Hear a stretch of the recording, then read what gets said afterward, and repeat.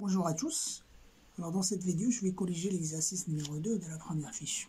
Donc la question est de trouver la forme échelonnée de la matrice A par rapport aux colonnes. Donc ma matrice est équivalente à... Alors puisque ici j'ai un coefficient qui est non nul sur la première colonne, donc je peux le prendre comme premier pivot. Donc je garde la première colonne et je vais faire des opérations sur les colonnes de telle sorte à avoir des zéros à droite du premier pivot. Là c'est le premier pivot, donc on va faire des opérations pour avoir des zéros sur la première ligne à droite du premier pivot. Pour avoir un 0 au début de la deuxième colonne, donc je vais faire C2 égale C2, donc j'ai ici 2 et 1, donc je vais multiplier par 2, c'est 1. Et je vais faire la différence. 2 moins 2 ça donne 0, moins 2, ensuite 1 moins 2 ça fait moins 1.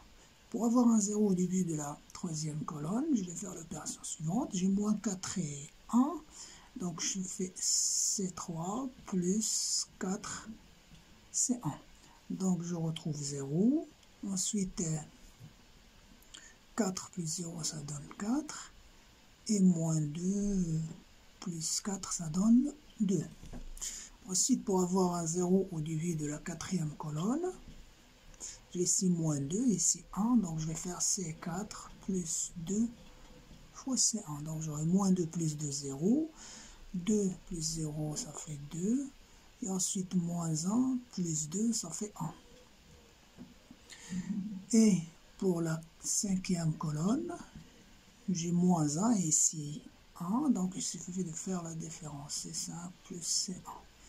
Donc 0, 0, ensuite 2. Alors maintenant la deuxième étape, donc on a fini avec la... Donc, je garde la première colonne, je garde la deuxième colonne, et le deuxième pivot devient cette fois-ci égal à... c'est moins 2. Donc ça c'est le deuxième pivot. Donc maintenant je vais faire des opérations élémentaires sur les colonnes de telle sorte à avoir des zéros à droite du deuxième pivot. Donc pour avoir un 0 là, donc, ça ne va pas changer. C3 devient.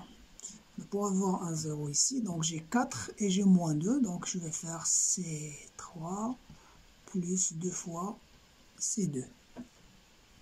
Donc j'aurai 0, 0, et là 2, plus moins 2, donc j'aurai 0. Pour avoir un 0, j'ai ici 2 et 2, donc je vais faire la somme, C4 plus C2, donc j'aurai 0, et là aussi 0. Et sur la cinquième colonne, j'ai 0, donc j'ai déjà 0, donc je ne vais rien faire, donc je vais garder C5. Très bien. Alors ensuite, pour avoir une matrice échelonnée par rapport aux colonnes, il suffit cette fois-ci de permuter. Donc je vais juste permuter la cinquième colonne avec la troisième. Donc j'aurai 0, 0, 2, 0, 0, 0, 0, 0, 0. Qu'est-ce que j'ai fait? J'ai permuté C3 avec C5. Alors on a obtenu une matrice qui est échelonnée par rapport aux colonnes. Donc il suffit maintenant de calculer le nombre de colonnes non nulles. Donc on a 1, 2, 3. Donc 3 colonnes non nulles. La conclusion c'est que donc le rond de la matrice de départ A, il est égal à 3. Bon, je passe maintenant à la deuxième matrice. Donc le premier pivot, il est égal à 1. Donc je vais faire des opérations élémentaires sur les colonnes, de telle sorte à avoir des zéros à droite du premier pivot. 0, 0, 0. Ça, c'est la première étape.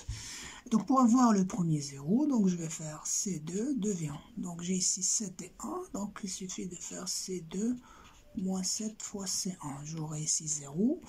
Et 1 plus 14, ça devient 15. 2 plus 7, ça fait 9. Et 4 moins 7, ça donne moins 3. Ensuite, pour avoir le 0 ici, donc j'ai 2 et 1. Donc je vais faire C3 devient C3 moins 2, C1. J'aurai 0. 1 plus 4, ça fait 5. Et 1 plus 2, ça fait 3. Et 1 moins 2, ça donne moins 1. Ensuite, pour le dernier 0, j'ai C4 devient C4 moins 5, C1. Donc j'ai 0, 5 plus 10, ça fait 15. Ensuite, 4 plus 5, ça fait 9.